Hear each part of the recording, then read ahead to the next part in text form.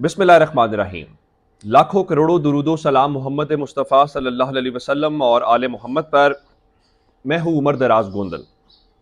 दो बड़ी खबरें जो इस वक्त पाकिस्तान के अंदर, एक खबर ऐसी है जिसके ऊपर खुल के बात नहीं हो रही, लेकिन खबर इस वक्त मुख्तलिफ हलकों के अंदर आ गई है और वो जनरल फैज़ हमीद की गिरफ्तारी से मुतल्लिक है। जनरल फैज़ हमीद आज से थोड़ा अर्सा पहले पाकिस्तान के अंदर एक ताकतवर शख्सियत थे।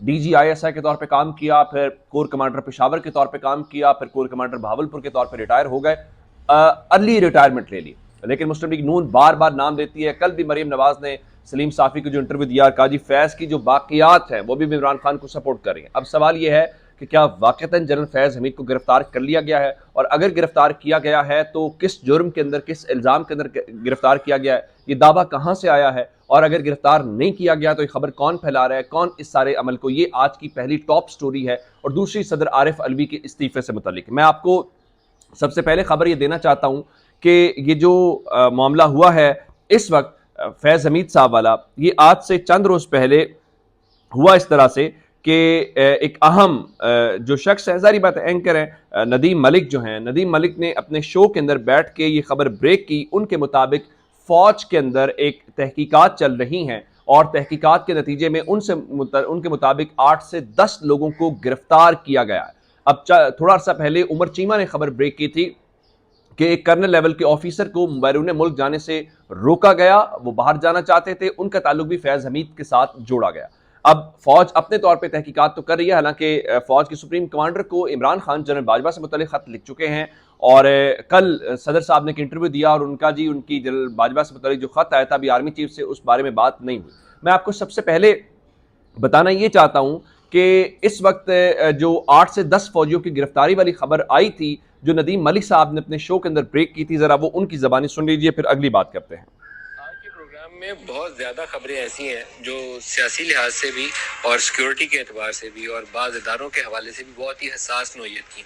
सबसे इम्पॉर्टेंट खबर जिससे आगाज़ करना चाहूँगा आज के प्रोग्राम का, वो तो है फ़ौज के अंदर special investigation bureau SIB, special investigation bureau 8 से 10 अफसरान के खिलाफ तहकीकात कर रहा है, जिसमें से हमारी इतला ये है कि चंद एक को गिरफ्तार भी किया गया है।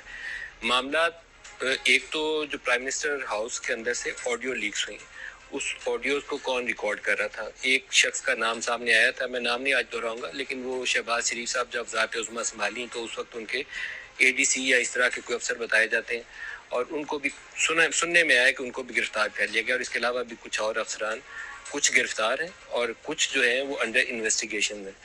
इन्वेस्टिगेशन किस चीज़ की हो रही है, एक उन्होंने बताया हमें, जो जिन लोगों से हमने पूछा, कि एक तो मिसकंडक्ट है, जो फौज का ज़ाब्ता कार है उसकी जब खिलाफ वर्जी की गई, जो डायरेक्शन दी गई, जो उसकी जॉब डिस्क्रिप्शन थी, जब उसकी खिलाफ वर्जी की गई तो उस मिसकंडक्ट के ज़ुमरे में उसके खिलाफ तहकीकात हो रही है।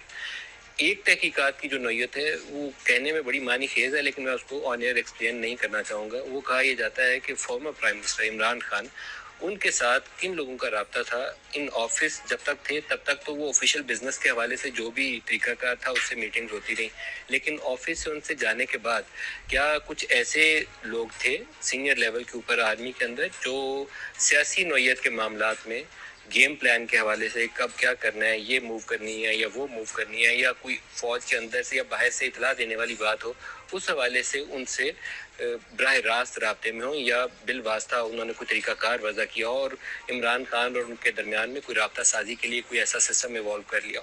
ये वो वजूहात है जिसकी बिना के ऊपर 8 से 10 लोगों के खिलाफ तहकीकात हो रही है। और ये मैं 8 से 10 लोग कंजर्वेटिव नंबर बोल रहा हूँ, क्योंकि जो स्केल बताया गया इन्वेस्टिगेशन का, उसको देख के मुझे लगता है कि तादाद काफ़ी ज़्यादा हो सकती है, लेकिन मैं इस खबर को बहुत एक्सप्लेन नहीं करना चाहूँगा। नदीम मलिक साहब के मुताबिक जो स्पेशल इन्वेस्टिगेशन ब्यूरो है SIB फौज का, वो 8 से 10 लोगों के, उनके मुताबिक ये बहुत कम तादाद वो बता रहे हैं, मोहतात रहते हुए, इससे नंबर ज्यादा है। उनके मुताबिक उनके खिलाफ तहकीकात हो रही हैं। अब अगली खबर आज कहां से आई कि जनरल फैज़ हमीद जो है उनकी गिरफ्तारी से मुतल्लिक मैं आपको वो खबर दे देता हूं कि आज हुआ क्या, और जनरल फैज़ हमीद की गिरफ्तारी की खबर किस तरीके से इस हवाले से आज जो है वो टॉप के ऊपर ये आ गई और लोगों ने इसके ऊपर बात करना शुरू कर दी। हुआ ये कि पाकिस्तान तहरीक इंसाफ के एक रहनुमा है सलमान अहमद। सलमान अहमद ने 6:40 के ऊपर ट्वीट किया और कहा कि breaking news, general Faiz Hameed has been arrested question mark more than 20 officers including 1 star and colonels have been arrested उसके बाद मरीम नवाज शरीफ को उन्होंने उस हवाले से मेंशन किया। ये हुआ। उसके बाद सोशल मीडिया के ऊपर लोग मुसलसल ये बता रहे हैं कि कोई बड़ी गिरफ्तारी हुई है, जिसमें जनरल फैज हमीद का नाम भी लिया जा रहा है, जिस तरह इन्होंने नाम लिया। लेकिन ये सारी की सारी गैर मुसद्दिका खबरें हैं, या ये अभी तक वो खबरें हैं जिनकी कहीं से कोई ऑफिशियल चैनल से तस्दीक नहीं हुई। अब से थोड़ी देर पहले मैंने चकवाल के एक जर्नलिस्ट से बात की और उनसे मैंने पूछने की कोशिश की, वो शायद कुछ और बात कर रहे हैं, लेकिन जाहिर बात है जब तक आपको ऑफिशियल चैनल से इसकी खबर ना जाए और इसकी तस्दीक ना हो जाए, इसका मतलब है नदीम मलिक साहब के मुताबिक अगर कोई गिरफ्तारियां हुई हैं तो उनका इल्जाम क्या है। पहला इल्जाम यह है कि ऑडियो एक हुई और वो ऑडियोज मरीम नवाज की बुनियादी तौर पे थी, जिसमें वो इंडिया से कोई सामान मंगवाने वाली थी, तो उसकी बुनियाद के ऊपर इन्वेस्टिगेशन हो रही है और गिरफ्तारियां हो रही है। दूसरे नंबर के ऊपर बताया गया जी मिसकंडक्ट है, और मिसकंडक्ट क्या है इस हवाले से नहीं बताया गया। तीसरे नंबर के ऊपर चल के बताया गया है कि वो ऑफिसर्स जो इमरान खान के बतौर वजीर आजम हटने के बाद उनसे कहीं ना कहीं राब्ते में थे या राब्ते में रहे या उनको कोई मालूमात फराहम की, तो आपको नजर आ रहा होगा कि सारे का सारा वही चीजें हैं जो हो रही हैं। लेकिन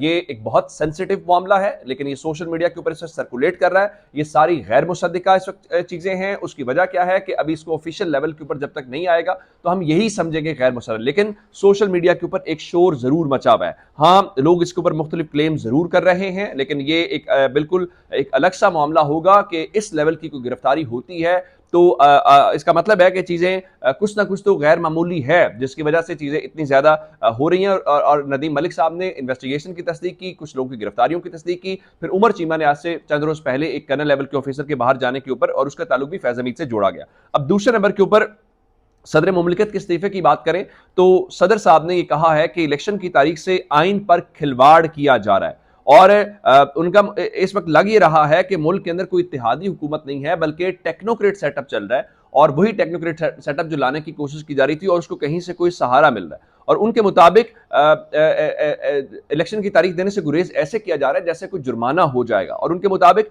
इमरान खान को अगर गिरफ्तार किया गया तो उससे हालात मजीद खराब होंगे। अब ये कहां से बात हुई कि सदर साहब को इस्तीफा दे देना चाहिए? आज अहम इत्तेहादी पाकिस्तान तहरीक इंसाफ के जो हैं उन्होंने ये मुतालबा किया है कि सदर साहब या तो मंडे को इलेक्शन की तारीख दे दें। अगर वो मंडे को इलेक्शन की तारीख नहीं देते, मंडे या ट्यूसडे को, पीर या मंगल को, तो इसका मतलब है वो अपने ओहदे से इस्तीफा दे दें। आपको याद होगा मैंने कल आपको बताया था कि असद उमर साहब ने क्लेम किया है कि उनको मंडे या ट्यूसडे तक इलेक्शन की तारीख मिल जाएगी। अब वो कहां से मिलेगी? क्या सदर पाकिस्तान देंगे? क्योंकि सदर को इख्तियार है, और शेख रशीद भी यही बात आज कर रहे थे जब उन्होंने सदर से इस्तीफे का मुतालबा किया कि सदर को आईनी इख्तियार है और सदर साहब जो हैं उस आईनी इख्तियार को इस्तेमाल करें, और अगर इख्तियार इस्तेमाल नहीं कर सकते तो फिर आप घर चले जाएं।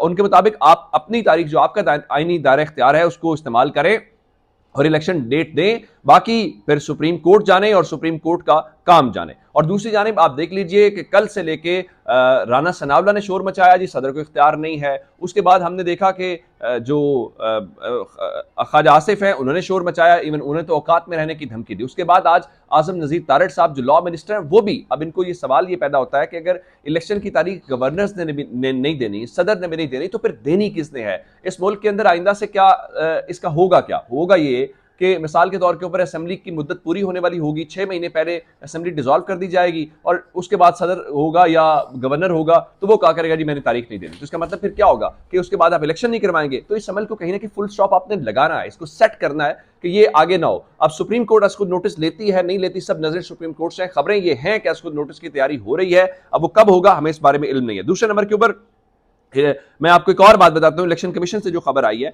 चूंकि सदर साहब ने 20 तारीख को बुलाया हुआ है और ये सारे कह भी ये रहे हैं कि आप उस हवाले से करें कोई इलेक्शन की तारीख के हवाले से, तो अब खबर यह आई है कि इलेक्शन कमीशन ऑफ पाकिस्तान ने कल मंडे के रोज एक सुबह 9:30 बजे एक इजलास बुला लिया है और उसमें चीफ इलेक्शन कमिश्नर जो है उन्होंने मुशावरती इजलास तलब किया है, जिसके अंदर जो सदर मुमलिकत ने इजलास बुला रखा है उसके ऊपर मुशावरत करनी है, क्या उसमें जाना है नहीं जाना, या उसके अंदर हमारा मौक़िफ़ क्या होगा। जारी बात है आपका मौक़िफ़ यही होगा जी हम इलेक्शन नहीं करवा सकते या हमें इलेक्शन नहीं करवाना चाहिए। दूसरी जानिब जो ज़िमनी इंतखाबात हो रहे हैं जिसके हवाले से वो बता रहे थे जी हम तो उसके लिए तैयार हैं, पीडीएम ने उसका बायकॉट किया, नून लीग ने उसका बायकॉट किया, पीपल्स पार्टी ने बायकॉट किया, उसके बाद एमकेएम से रिक्वेस्ट की गई कि आप क्यों इलेक्शन लड़ रहे हैं। तो रात को राब्ता कमेटी का हंगामी इजलास हुआ राब्ता कमेटी के उस इजलास के अंदर कोई फैसला नहीं हो सका था, जिसके बाद आज फिर एमकेएम की राब्ता कमेटी जो है उसको बुला लिया गया है कि आप फैसला करें। सीधी सी बात है जी, जब आपको वहां से चाबी मिलेगी, जब आपको कहेंगे आपने इलेक्शन नहीं लड़ना, तो फिर आप होते कौन है इलेक्शन लड़े? क्योंकि आप इलेक्शन लड़ेंगे तो इसका मतलब क्या होगा? इसका मतलब बहुत वाज़ेह होगा कि आपको सीट कोई नहीं जीतने जाएगी। तो एमकेएम का फैसला भी यही होगा कि हमने इलेक्शन नहीं लड़ना। क्यों नहीं लड़ना, ये हम सबको पता है। अपना बहुत सारा ख्याल रखिएगा। खुदा हाफिज।